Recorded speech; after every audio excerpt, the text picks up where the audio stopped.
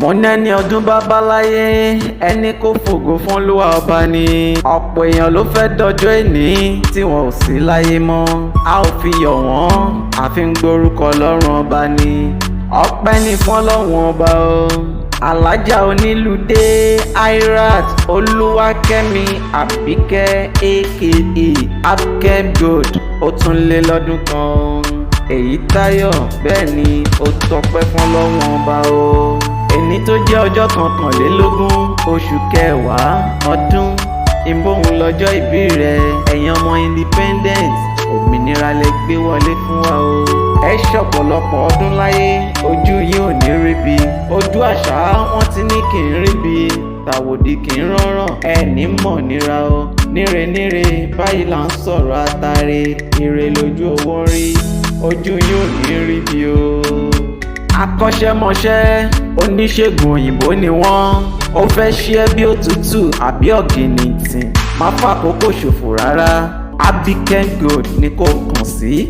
níbo ni wọ́n fi kalẹ̀ sí? àràdàgún ìyẹn ní Badagry. ìwọ ṣáà ti béèrè Abkem, kò sẹ́ni tí ò mọ̀dọ̀ wọn. ìtọ́jú tó péye tòun ti wòsàn tó péye Ọlọ́run bá fi kẹ́ wọn ni. ọmọ Ìṣàgá Okumase, ọmọ ahéré owó ní gbàgede. ẹ̀yin lọmọ bó nílé òsùn, bó pẹ́ títí lẹ́kùnlé ìborùn a máa mú nílé lọ ni. Ìṣàgá ọmọ Okumase, ọmọ afọ̀sán ìjagun ọba. ẹ̀yin lọmọ abẹ́rẹ́ mẹ́ta Ìṣàgá, ọ̀kọ̀ọ̀kan ọ̀kan nù, ọ̀kan yòókù lẹ fi ń ránṣọ fún eégún bora, ìyẹn ní Ṣàgá ilé. bàbá yín lọmọ Olúwẹ̀rí Ìṣàgá tí kì í sanwó ọkọ̀. òtúkọ̀ tó bá gbowó ọkọ̀ lọ́wọ́ yín, ìrìnlá gbolúwa rẹ lọ. Olúwakẹ́mi Àbíkẹ́, ẹ̀yin lọmọ gbàrà owó, ọmọ gbàrà ìlẹ̀kẹ̀. long may you live to reign o. ìgbà mẹ́ta nìgbà ẹ̀dá láyé. ọ̀tọ̀ ní ìgbà òwúrọ̀, ìgbà ọ̀sán àti ìgbà àṣálẹ́. òwúrọ̀ rẹ̀ á dára, ọ̀sán rẹ̀ kò ní bàjẹ́, alẹ́ á san ẹ́ o.